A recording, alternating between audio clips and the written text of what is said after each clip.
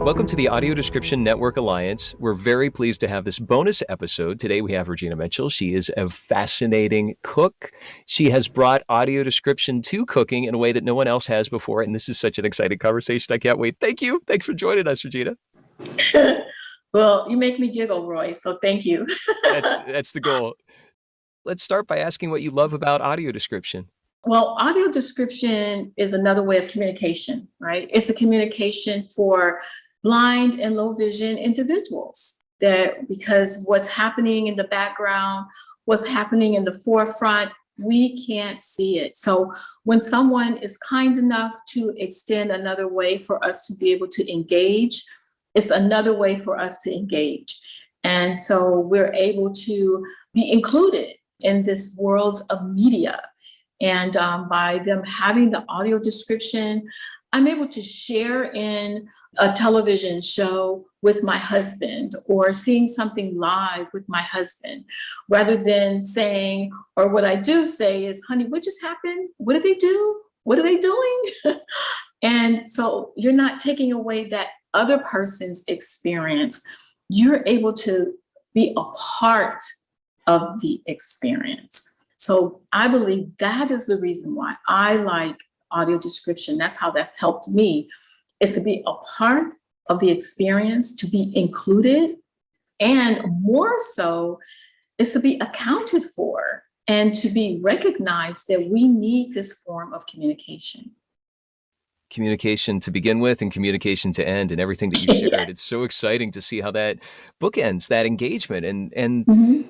when it came to the emotional content of a story, let's say a TV show or a movie that's got some storylines, some characters, that sort of thing, that it's really important for audio description to engage in the emotions. It's a nuanced thing. It's not like powerful, but it's just to make sure that the audience stays immersed. As you had said, it's not that interruption. It keeps that engagement. One of the things that I used to falsely say, Regina, and I need you to correct me because you are going to be the person to do it on this show, is that when it comes to cooking, I had used that example as, oh, there's nothing really emotional about it. It's just recipes. You have changed my mind on that. Being able to see what you've done with audio description and your engagement and your passion for what you do and how you communicate that has revised my thing. I have to take cooking off of that list of things that are just, listy. Like, you've taken that to a new level. Could you talk a little bit about how you went from experiencing audio description yourself as a audience member to being a chef providing audio description, and those other kinds of connections in communication of the emotion? Yes, I will speak on that. When I'm sitting in a movie, I have the audio description on.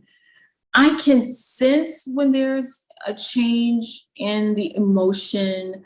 I can feel those nuances happening.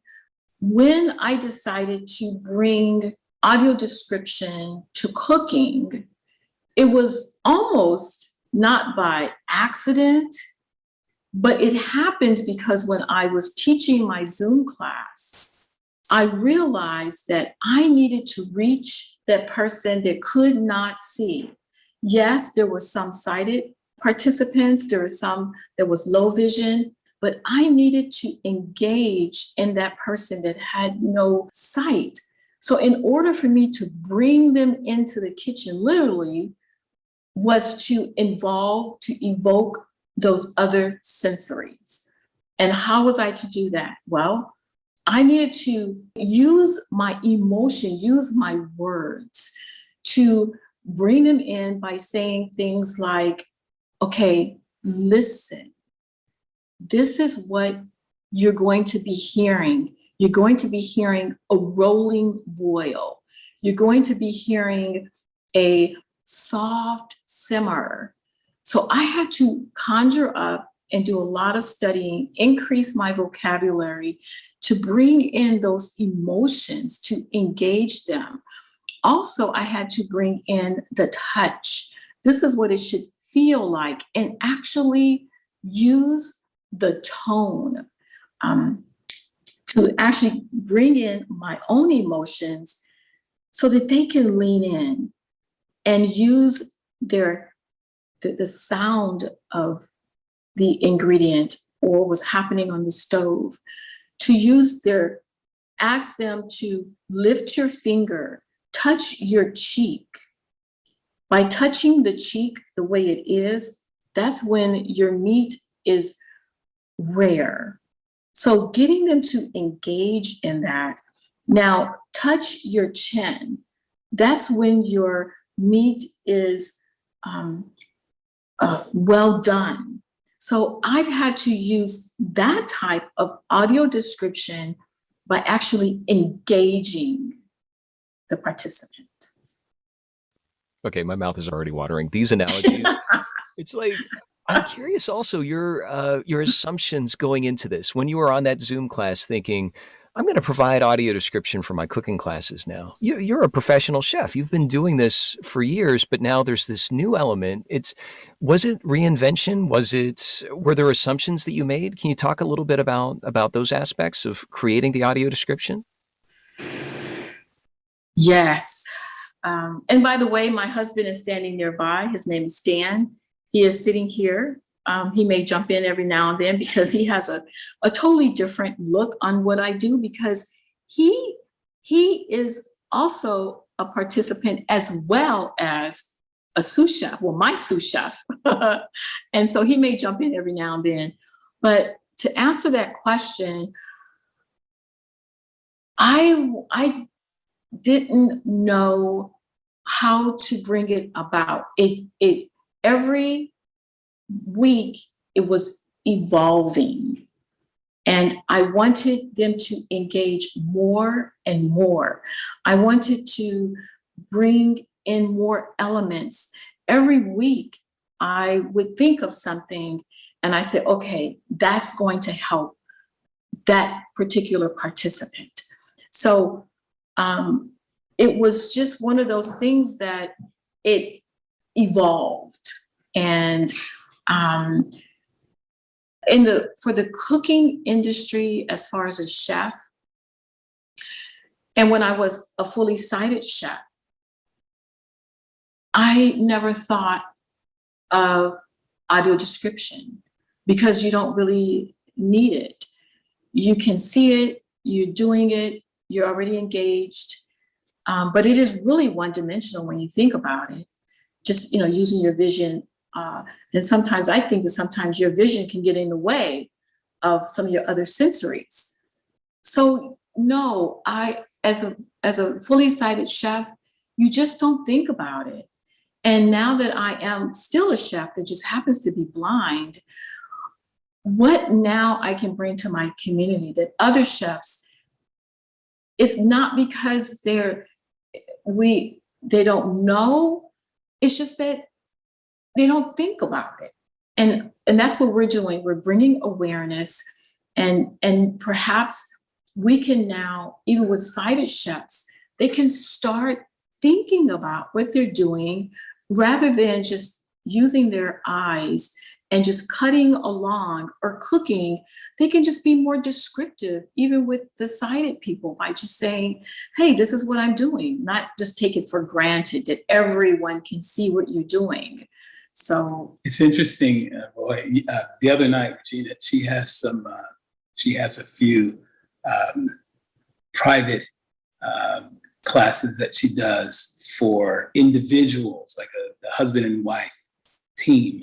Yes, like a blind, the wife, that's one in particular, the wife is blind and the husband is sighted. And so I helped Regina, I sous chef for her in that class. And Regina asked me to handle the salmon because she was doing a seared salmon that in a marinade glaze that she had the recipe for. And so I'm talking to the sighted husband, his wife is by his side, and Regina asked me to prep the salmon, season it, and get it ready. So I did. Now, here's the interesting thing.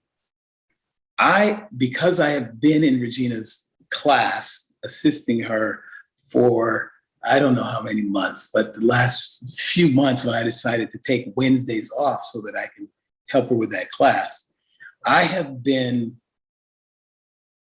let me back up just one step.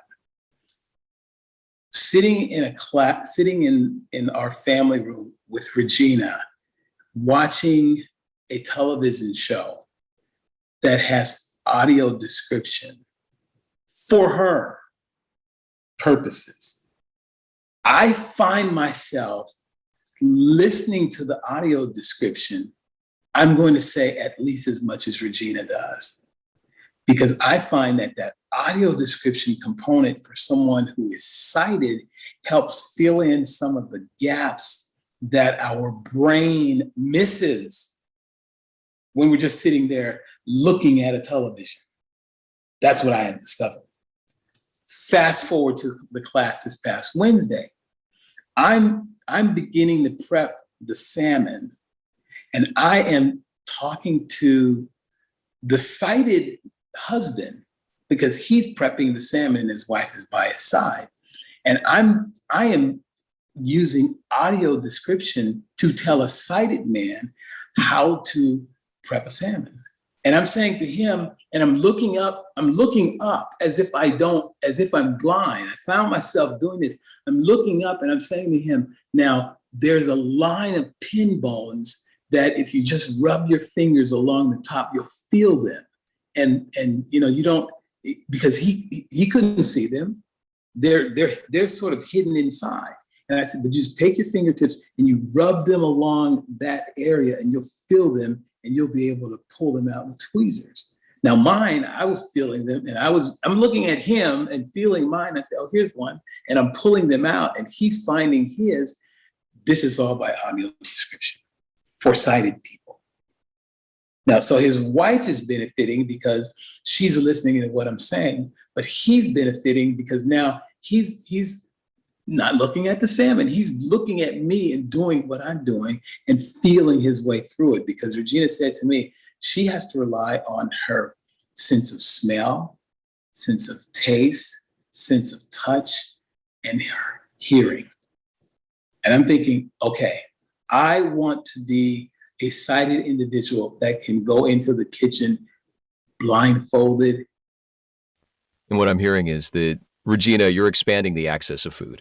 It's like not just expanding the access of cooking, but that this whole idea of evolving and how you pioneer this, bringing blind people into the kitchen. It's also bringing a new way for all these other ways that have been, forgive the expression, overlooked in a way that keeps things from happening. This is so exciting. Can you also talk, Regina, about maybe Stan, you too, a challenge that you faced with this new audio description with your classes, something that maybe was unexpected that you're really proud of how you overcame? I'm not looking for inspiration porn. I'm looking for maybe something that you brought to this that was unexpected. Mm-hmm. Yes. Oh, yes. There's been a lot of learning curves because we are novices. Any idea that's inspired, and then you can actually see it coming alive, is breathing, is running, and it's running fast. Sometimes we look at each other and think, this is bigger than us. And so, yes, we've had to incorporate microphones because if we're wanting people to hear use their other sensory of hearing, then we have to put a microphone at the stove so they can hear it. We've had to put filters on the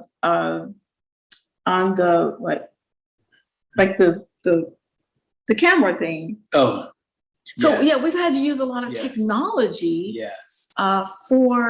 To advance, because if we're talking about tasting, touching, hearing, smelling, then we need to bring this about. And so that means that we're going to have to gear up, get some outside resources, source up, and get this to where it is a viable, attractive, meaningful, engaging offering. Yes. Yeah. So yes. What do you think some of the challenges have been? You know, it's interesting because Regina is she's very intuitive, and there are things that you were asking her a question, and I was thinking one of the answers is that this is so organic. A seed was planted and it was watered and it's just organically growing. And we're growing with that.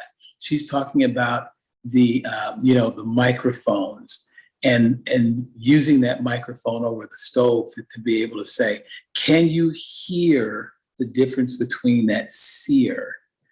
And then now you're gonna pour that marinade in.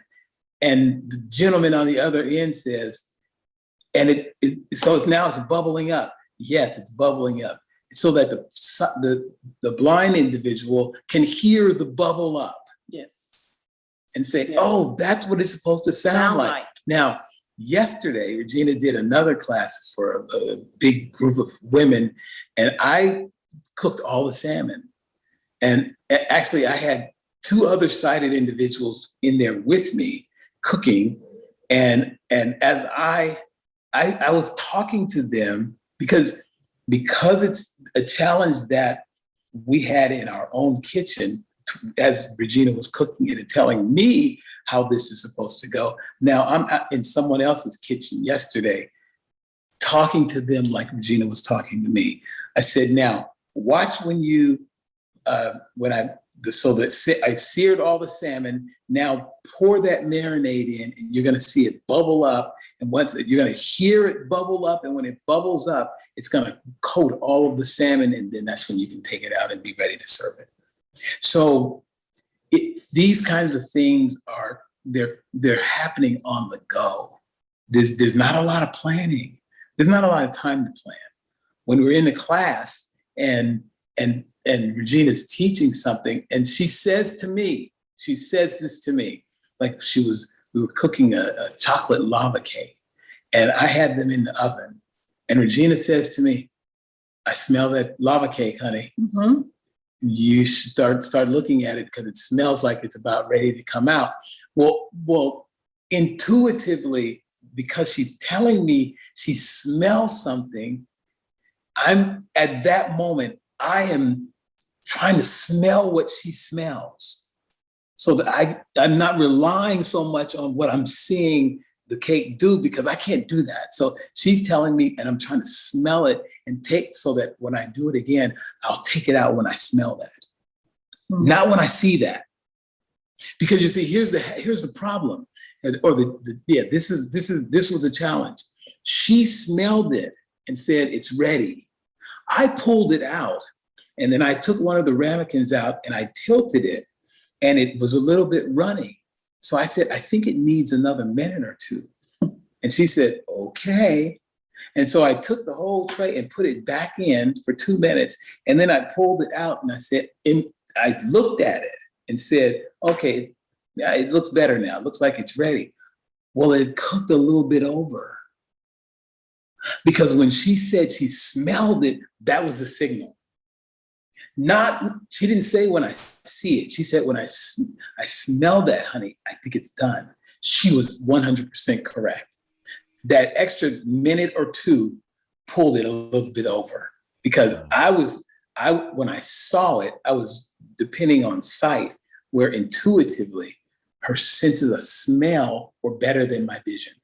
And it sounds like that intuitive sense that, if I may, it sounds like Chef, and especially since, Stan, you're talking about the salmon as well as this lava cake, that it's like Chef Regina and sous chef Stan, the sighted salmon man. So anyway,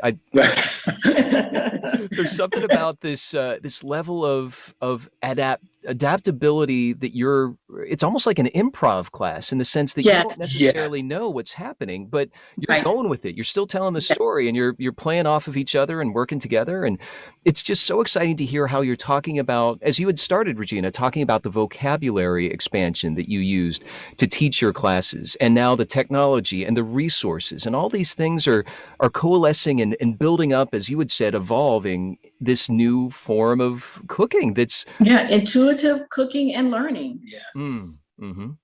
Oh, it's so great. Where would you love to see either this part of audio description or audio description in general go, especially based on all your experiences that you've had? Where would you like an ideal future, if you were to dream it up, what would that look like? Cooking channel. It needs it desperately. Desperately. Desperately. It really does. It needs it because when I'm watching a cooking channel, guess what? I'm just looking at a blank screen. And all the chefs are saying is, do it this way. Oh, can you see this? This is how it should look. Wow. But you can't see it. So that's where it needs to go. It needs to go on to the national, international, global arena for TV broadcasting, so that all Americans, all the world will be able to benefit, not just the sighted individuals. There needs to be inclusion. And that means for everyone to enjoy and engage and participate in this huge arena of cooking. Cooking is global. We do it every single day, sometimes one day at a time, sometimes 3 times a day, but we have to cook and eat. So that's where it should go. Second is to get it described into recipes, into cookbooks. It still says, and it's going to say, to cook meat until it's no longer pink, to bake a cake until it is golden brown. Well, we can't see that. So wouldn't it be nice to use your words? Like your mom would say, use your words, to be able to describe something rather than only using one of our sensories. And so that's where I would like for it to go. Absolutely.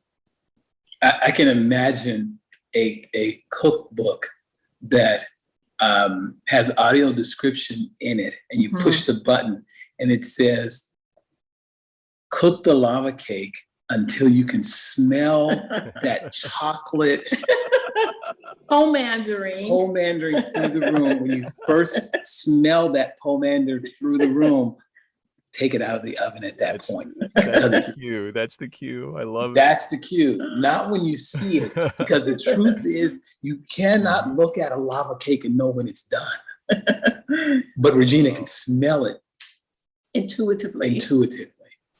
Intuitive cooking.